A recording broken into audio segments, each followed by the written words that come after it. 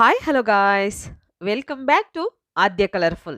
ನಾನು ಸುಮಾ. ಫ್ರೆಂಡ್ಸ್, ಇವತ್ತಿನ ವಿಡಿಯೋದಲ್ಲಿ ಒಂದು ರೆಸಿಪಿನ ನಿಮ್ಮ ಜೊತೆ ಶೇರ್ ಮಾಡ್ತಾ ಇದ್ದೀನಿ. 1 ಕಪ್ ಅಕ್ಕಿಯಿಂದ ತಯಾರಿಸಿ ಹೊಸ ರೆಸಿಪಿ. ಇದಕ್ಕಿಂತ ಮುಂಚೆ ಯಾವತ್ತೂ ನೀವು ತಯಾರಿಸಿರಲ್ಲ, ಹಾಗೆ ನೋಡಿರಲ್ಲ ಅನ್ಸುತ್ತೆ. ಅಷ್ಟು ಟೇಸ್ಟಿಯಾಗಿರೋ, ಈಸಿಯಾಗಿರೋ ಒಂದು ರೆಸಿಪಿನ ಖಂಡಿತ ನಿಮ್ಮ ಜೊತೆ ಶೇರ್ ಮಾಡ್ಕೊಳ್ತಾ ಇದ್ದೀನಿ. ಈ ಒಂದು ರೆಸಿಪಿ ಮಾಡೋದಕ್ಕೆ 1 ಕಪ್ ಆಗೋಷ್ಟು ಅಕ್ಕಿ ತಗೊಂಡಿದ್ದೀನಿ. ಸೊ ಊಟಕ್ಕೆ ಬಳಸ್ತೀವಲ್ಲ, ಅದೇ ಅಕ್ಕಿನ ತಗೊಂಡಿರೋದು.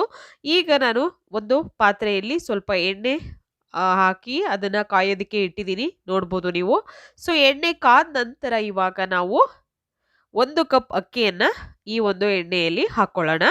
ಸೊ ಎಣ್ಣೆಯಲ್ಲಿ ಹಾಕಿ ಇದನ್ನ ಚೆನ್ನಾಗಿ ಫ್ರೈ ಮಾಡ್ಕೋಬೇಕು. ಸ್ವಲ್ಪ ಕಲರ್ ಚೇಂಜ್ ಆಗಬೇಕು, ಕಂದು ಬಣ್ಣ ಬರಬೇಕು, ಗೋಲ್ಡನ್ ಕಲರ್ ಬರೋ ಹಾಗೆ ನಾವು ಇದನ್ನ ಫ್ರೈ ಮಾಡ್ಕೊಳ್ಳೋಣ. ಫ್ರೆಂಡ್ಸ್, ನೀವ್ಯಾರಾದ್ರೂ ಫಸ್ಟ್ ಟೈಮ್ ನನ್ನ ಚಾನಲ್ಗೆ ವಿಸಿಟ್ ಮಾಡಿದರೆ ಪ್ಲೀಸ್ ನನ್ನ ಚಾನಲ್ನ ಸಬ್ಸ್ಕ್ರೈಬ್ ಮಾಡ್ಕೊಳ್ಳಿ, ಹಾಗೆ ಲೈಕ್ ಮಾಡಿ ಮತ್ತು ಶೇರ್ ಮಾಡಿ ಫ್ರೆಂಡ್ಸ್. ಓಕೆ, ಸೊ ನನ್ನ ಇನ್ನೊಂದು ಚಾನಲ್ ಕೂಡ ಈಗ ನಾನು ಮಾಡಿದ್ದೀನಿ. ಸೊ ಆದ್ಯ ಕಲರ್ಫುಲ್ ವ್ಲಾಗ್ಸ್ ಅನ್ನೋದು ನನ್ನ ದಿನದ ರೊಟೀನ್, ಅದ್ರ ಜೊತೆ ನಾನು ಶೇರ್ ಮಾಡ್ಕೊಳ್ತಾ ಇದ್ದೀನಿ. ಸೊ ಖಂಡಿತ ನೀವು ಯಾರಾದರೂ ಆ ಚಾನಲ್ನ ನೋಡಿಲ್ಲ ಅಂದರೆ ದಯವಿಟ್ಟು ಚಾನಲ್ನ ನೋಡಿ, ಆದ್ಯ ಕಲರ್ಫುಲ್ ವ್ಲಾಗ್ಸ್ ಅಂತ. ಸೊ ನೋಡಿ, ಹಾಗೆ ನಿಮ್ಗೆ ಇಷ್ಟ ಆದರೆ ಚಾನಲ್ನ ಸಬ್ಸ್ಕ್ರೈಬ್ ಮಾಡ್ಕೊಳ್ಳಿ ಫ್ರೆಂಡ್ಸ್. ಓಕೆ, ಸೊ ಇವಾಗ ನೋಡಿ, ಅಕ್ಕಿ ಈಗ ಸ್ವಲ್ಪ ಕಲರ್ ಚೇಂಜ್ ಆಗಿದೆ ಅಲ್ವಾ. ಸೊ ಸ್ವಲ್ಪ ಗೋಲ್ಡನ್ ಕಲರ್ ಆಗಬೇಕು, ಅಲ್ಲಿವರೆಗೂ ನಾವು ಫ್ರೈ ಮಾಡ್ಕೊಂಡ ನಂತರ ಈಗ ಒಂದು ತಟ್ಟೆಗೆ ಇದನ್ನು ತೆಗೆದಿಟ್ಕೊಳ್ಳೋಣ. ನೋಡಿ, ಈ ರೀತಿ ನಾನು ಒಂದು ತಟ್ಟೆಗೆ ತೆಗೆದಿಟ್ಕೊಳ್ತಾ ಇದ್ದೀನಿ. ತುಂಬಾ ಬೇಗ ಆಗುತ್ತೆ, ಹಾಗೆ ತುಂಬ ಟೇಸ್ಟಿ ಕೂಡ ಇರುತ್ತೆ ಈ ಒಂದು ರೆಸಿಪಿ. ಸೊ ಈಗ ಒಂದು ತಟ್ಟೆಗೆ ಹಾಕಿ ಇಟ್ಟಿದ್ದೀನಿ, ಸ್ವಲ್ಪ ತಣ್ಣಗಾಗಲಿ. ಪೂರ್ತಿಯಾಗಿ ತಣ್ಣಗಾದ ನಂತರ ಇವಾಗ ಒಂದು ಮಿಕ್ಸಿ ಜಾರ್ ತಗೊಳ್ಳೋಣ. ಫಸ್ಟು ಈ ಜಾರಿಗೆ ನಾವು ಈ ಫ್ರೈ ಮಾಡಿರುವಂತಹ ಅಕ್ಕಿಯನ್ನು ಹಾಕ್ಕೊಳ್ಳೋಣ. ನೋಡಿ, ಈ ಅಕ್ಕಿ ಹಾಕ್ಕೊಳ್ತಾ ಇದ್ದೀನಿ. ಯಾವುದೇ ಅಕ್ಕಿ ತಗೊಳ್ಬೋದು ನೀವು, ಇದೇ ತಗೋಬೇಕು ಅಂತ ಏನಿಲ್ಲ. ಊಟಕ್ಕೆ ಬಳಸುವಂತಹ ಯಾವುದೇ ರೈಸ್ ಆಗ್ಬೋದು. ಮಾಮೂಲಿ ಬೇಕು ಅಂದರೆ ನೀವು ಸೊಸೈಟಿಲಿ ಸಿಗುವಂತಹ ಅಕ್ಕಿ ಕೂಡ ಹಾಕ್ಕೊಳ್ಬೋದು ಫ್ರೆಂಡ್ಸ್. ಓಕೆ, ಇವಾಗ ಇದನ್ನು ಪೌಡರ್ ಮಾಡ್ಕೊಂಬರೋಣ. ಸ್ವಲ್ಪನೂ ನೀರು ಹಾಕಬಾರ್ದು, ಹಾಗೆ ನಾವು ನುಣ್ಣಗೆ ಇದನ್ನು ಪೌಡರ್ ಥರ ಮಾಡ್ಕೊಂಬರಬೇಕು. ಸೊ ಇದನ್ನು ಒಂದು ಸೈಡ್ ತೆಗೆದಿಟ್ಕೊಳ್ಳೋಣ. ಇವಾಗ ಒಂದು ಪ್ಯಾನ್ ತಗೊಂಡಿದ್ದೀನಿ. ಒಂದು ಪ್ಯಾನಿಗೆ ಸದ್ಯಕ್ಕೆ ಇವಾಗ ಫಸ್ಟಿಗೆ ನಾವು 3 ಕಪ್ ಆಗುವಷ್ಟು ಹಾಲನ್ನು ಹಾಕ್ಕೊಳ್ಳೋಣ.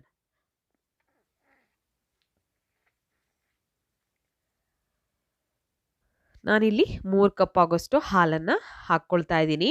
ಅಕ್ಕಿ ತಗೊಂಡಿರುವಂತಹ ಒಂದು ಅಳತೆಯಲ್ಲಿ 3 ಕಪ್ ಆಗೋಷ್ಟು ಹಾಲನ್ನು ನಾವು ಚೆನ್ನಾಗಿ ಕುದಿಯೋದಕ್ಕೆ ಬಿಡಬೇಕು. ಇವಾಗ ಇದಕ್ಕೆ ಸಕ್ಕರೆ ಹಾಕ್ಕೊಳ್ತಾ ಇದ್ದೀನಿ. ನಿಮ್ಮ ರುಚಿಗೆ ಅನುಗುಣವಾಗಿ ನೀವು ಸಕ್ಕರೆನ ಹಾಕ್ಕೊಳ್ಬೋದು. ಇಲ್ಲಿ ನಾನು 2 ಕಪ್ ಆಗೋಷ್ಟು ಸಕ್ಕರೆನ ಉಪಯೋಗಿಸಿದ್ದೀನಿ.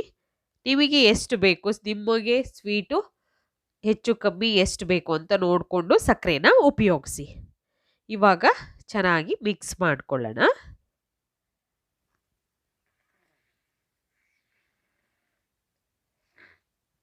ಈ ರೀತಿಯಾಗಿ ನಾನು ಮಿಕ್ಸ್ ಮಾಡ್ಕೊಳ್ತಾ ಇದ್ದೀನಿ. ಹಾಲು ಕೂಡ ಚೆನ್ನಾಗಿ ಕುದಿ ಬರ್ತಾ ಇದೆ, ನೋಡ್ಬೋದು ನೀವು. ಇವಾಗ ನಾವು ಒಂದು 3/4 ಕಪ್ ಆಗೋಷ್ಟು ಹಾಲನ್ನು ತೆಗೆದಿಟ್ಕೊಳ್ಳೋಣ. ಹಾಲು ಚೆನ್ನಾಗಿ ಕುದಿ ಬಂದ ಮೇಲೆ ಒಂದು 3/4 ಕಪ್ ಆಗೋಷ್ಟು ಹಾಲನ್ನು ತೆಗೆದಿಟ್ಕೊಳ್ತಾ ಇದ್ದೀನಿ. 3 ಕಪ್ ಹಾಲಲ್ಲಿ ನೋಡಿ, ಈ ರೀತಿಯಾಗಿ ಫಸ್ಟು ಈಗ ಒಂದ್ಸಲ ಮಿಕ್ಸ್ ಮಾಡ್ಕೊಳ್ಳೋಣ ನೀಟಾಗಿ. ಮಿಕ್ಸ್ ಮಾಡಿದ ನಂತರ ಅಕ್ಕಿಯನ್ನು ನಾವು ಪೌಡರ್ ಮಾಡ್ಕೊಂಡಿದ್ದೀವಲ್ಲ, ಅದನ್ನು ಹಾಕ್ಕೊಳ್ತಾ ಇದ್ದೀನಿ. ಅದನ್ನು ಹಾಕಿ ಗಂಟಿಲ್ಲದ ಹಾಗೆ ಚೆನ್ನಾಗಿ ಇದನ್ನು ಮಿಕ್ಸ್ ಮಾಡ್ಕೋಬೇಕು. ನೋಡಿ, ಈ ರೀತಿಯಾಗಿ ಹಾಕ್ಕೊಳ್ಳೋಣ. ಸೊ ಬೇಕಿದ್ರೆ ಒಂದು ಬೌಲಿಗೆ ಫಸ್ಟೇ ತೆಗೆದಿಟ್ಟು ನಂತರ ಕೂಡ ನೀವು ಹಾಕ್ಕೊಳ್ಬೋದು. ಈ ರೀತಿಯಾಗಿ ನೀವು ಬೇಕು ಅಂದರೆ ಸ್ಟವ್ನ ಆಫ್ ಮಾಡಿಬಿಟ್ಟು, ಬೇಕು ಅಂದರೆ ಒಂದ್ಸಲ ಗಂಟಾಗುತ್ತೆ ಅನ್ನೋ ಭಯ ಇದ್ದರೆ ನೀವು ಅಕ್ಕಿ ಪೌಡರ್ನ ಹಾಕಿ ಮಿಕ್ಸ್ ಮಾಡಿದ ನಂತರ ಬೇಕಿದ್ರೆ ಸ್ಟವ್ನ ಆನ್ ಮಾಡ್ಬೋದು. ಹಾಗೆ ಈಗ 1 ಕಪ್ ಆಗೋಷ್ಟು ಮಿಲ್ಕ್ ಪೌಡರ್ನ ಹಾಕ್ಕೊಳ್ತಾ ಇದ್ದೀನಿ. ಸೊ ಫ್ರೆಂಡ್ಸ್, ಮನೆಯಲ್ಲಿಯೇ ಮಿಲ್ಕ್ ಪೌಡರ್ ಹೇಗೆ ಮಾಡ್ಕೊಳ್ಳೋದು ಅನ್ನೋದು ವಿಡಿಯೋ ಕೂಡ ಆಲ್ರೆಡಿ ನಾನು ಶೇರ್ ಮಾಡಿದ್ದೀನಿ. ಸೊ ಮನೆಯಲ್ಲೇ ನೀವು ಮಿಲ್ಕ್ ಪೌಡರ್ನ ತಯಾರಿಸ್ಕೋಬೋದು, ಅಥವಾ ಯಾವುದೇ ಕಂಪ್ನಿದು ಮಿಲ್ಕ್ ಪೌಡರ್ ಆದರೂ ಉಪಯೋಗಿಸ್ಬೋದು. ಈಗ ಚೆನ್ನಾಗಿ ಮಿಕ್ಸ್ ಮಾಡಿಕೊಂಡು ಒಂದು 2 ಸ್ಪೂನ್ ಆಗುವಷ್ಟು ತುಪ್ಪ ಹಾಕ್ಕೊಳ್ತಾ ಇದ್ದೀನಿ ನಾನು. ನೋಡಿ ಈ ರೀತಿಯಾಗಿ ಸ್ವಲ್ಪನೂ ಗಂಟಿರಬಾರ್ದು, ಆ ರೀತಿ ಮಿಕ್ಸ್ ಮಾಡ್ಕೋಬೇಕು. ಹೀಗೆ ನೋಡಿ. ಮತ್ತೆ ಒಂದು ಸ್ಪೂನ್ ಆಗುವಷ್ಟು ತುಪ್ಪ ಹಾಕಿ ಈ ರೀತಿಯಾಗಿ ಮಿಕ್ಸ್ ಮಾಡ್ಕೊಳ್ತಾ ಇದ್ದೀನಿ. ಹೀಗೆ ನೋಡಿ, ಸ್ವಲ್ಪನೂ ಕೂಡ ಗಂಟಿರಬಾರ್ದು, ಆ ರೀತಿಯಾಗಿ ಚೆನ್ನಾಗಿ ಮಿಕ್ಸ್ ಮಾಡ್ಕೊಳ್ಳಿ ಫ್ರೆಂಡ್ಸ್, ಆಯಿತಾ.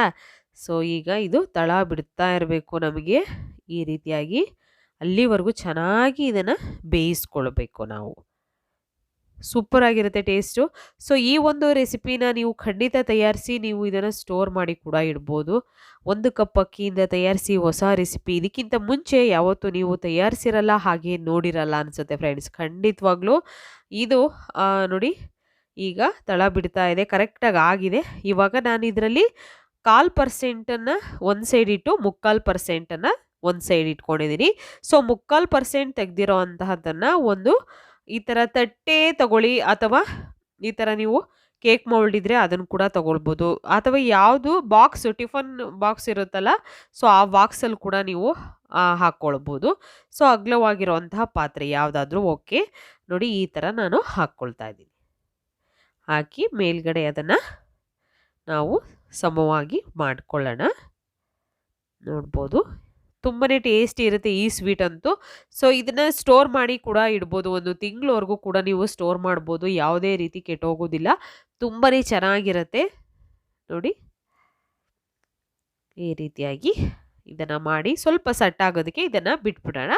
ನಂತರ ಈಗ ಹಾಲನ್ನು ತೆಗೆದಿಟ್ಕೊಂಡಿದ್ದೀವಲ್ಲ, ಆ ಹಾಲಿಗೆ ಇವಾಗ ನಾವು 1-1.5 ಸ್ಪೂನ್ ಆಗುವಷ್ಟು ಕೋಕೋ ಪೌಡರ್ನ ಹಾಕ್ಕೊಳ್ಳೋಣ. ನೋಡಿ ಕೋಕೋ ಪೌಡರ್ ಹಾಕ್ಕೊಳ್ತಾ ಇದ್ದೀನಿ.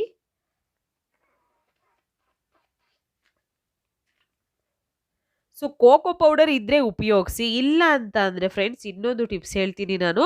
ನೀವು ಯಾವುದಾದ್ರೂ ಫುಡ್ ಕಲರ್ ಇರುತ್ತಲ್ಲ, ಸೊ ಆ ಫುಡ್ ಕಲರ್ನ ಕೂಡ ಈ ರೀತಿಯಾಗಿ ಮಿಕ್ಸ್ ಮಾಡ್ಕೋಬೋದು. ಅಂದರೆ ಆರೆಂಜ್ ಇರುತ್ತೆ, ಅಥವಾ ಯೆಲ್ಲೋ ಇರುತ್ತೆ, ಗ್ರೀನ್ ಇರುತ್ತೆ, ಯಾವುದಾದ್ರೂ ಒಂದು ಫುಡ್ ಕಲರ್ನ ಆ್ಯಡ್ ಮಾಡ್ಕೊಳ್ಳಿ.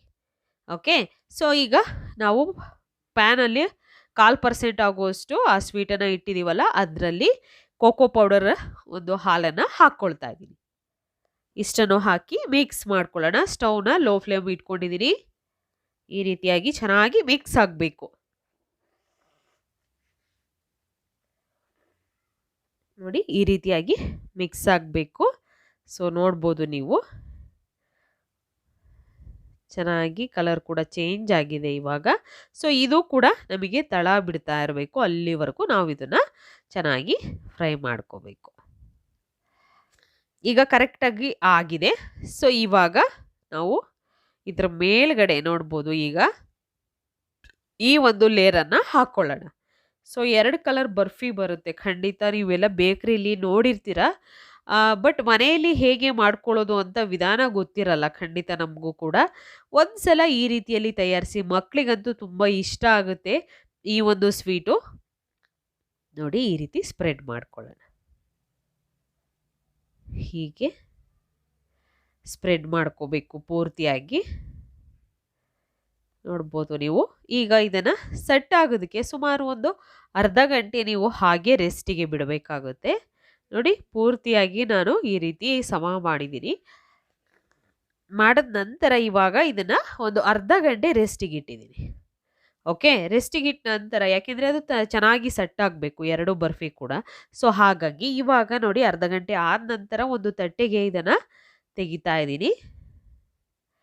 ನೋಡ್ಬೋದು ಎಷ್ಟು ಚೆನ್ನಾಗೇ ಬರುತ್ತೆ, ಯಾವುದೇ ರೀತಿ ಸಮಸ್ಯೆನೇ ಆಗೋದಿಲ್ಲ ಈ ಒಂದು ಬರ್ಫಿ ಮಾಡೋದಕ್ಕೆ. ಸೊ ಖಂಡಿತ ಕೇವಲ 1 ಕಪ್ ಅಕ್ಕಿಯಿಂದ ತಯಾರಿಸಿ ಹೊಸ ರೆಸಿಪಿ.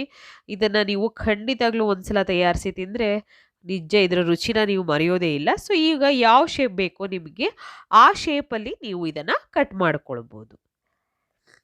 ನೋಡಿ ನಾನು ಈ ರೀತಿಯಾಗಿ ಕಟ್ ಮಾಡ್ಕೊಳ್ತಾ ಇದ್ದೀನಿ. ಹೀಗೆ ನಾನಿಲ್ಲಿ ಸ್ಕ್ವೇರ್ ಶೇಪಲ್ಲೇ ಕಟ್ ಮಾಡ್ಕೊಳ್ತೀನಿ. ಸೊ ನಿಮಗೆ ಯಾವ ಶೇಪ್ ಬೇಕಾಗುತ್ತೋ ಆ ಶೇಪಲ್ಲಿ ಕಟ್ ಮಾಡ್ಕೋಬೋದು. ತುಂಬಾ ಟೇಸ್ಟಿಯಾಗಿ ಈಸಿಯಾಗಿ ಮಾಡುವಂತಹ ಒಂದು ಸ್ವೀಟ್ ರೆಸಿಪಿ. ಸೊ ಖಂಡಿತ ಸುಮಾರು ಸ್ವೀಟ್ ರೆಸಿಪಿನ ನಾನು ನಿಮ್ಮ ಜೊತೆ ಶೇರ್ ಮಾಡಿದ್ದೀನಿ. ಯಾರಾದರೂ ನೋಡಿಲ್ಲ, ಯಾರಾದರೂ ಹೊಸಬ್ರು ನನ್ನ ಚಾನಲ್ನ ನೋಡ್ತಾ ಇದ್ರೆ ಪ್ಲೀಸ್ ಚಾನಲ್ನ ಸಬ್ಸ್ಕ್ರೈಬ್ ಮಾಡ್ಕೊಳ್ಳಿ. ನಂತರ ನನ್ನ ಎಲ್ಲ ವಿಡಿಯೋಗಳನ್ನು ಒಂದ್ಸಲ ನೋಡಿ. ಖಂಡಿತ ನಿಮ್ಗೆಲ್ಲರಿಗೂ ತುಂಬಾ ಇಷ್ಟ ಆಗುತ್ತೆ. ಓಕೆ, ಈ ರೀತಿಯಾಗಿ ಕಟ್ ಮಾಡ್ಕೊಂಡಿದ್ದೀನಿ ನೋಡಿ. ಇವಾಗ ಒಂದು ಪೀಸನ್ನು ತೆಗೆದು ನಾನು ತೋರಿಸ್ತೀನಿ ಹೇಗೆ ಬಂದಿದೆ ಬರ್ಫಿ ಅನ್ನೋದನ್ನು. ಈಗ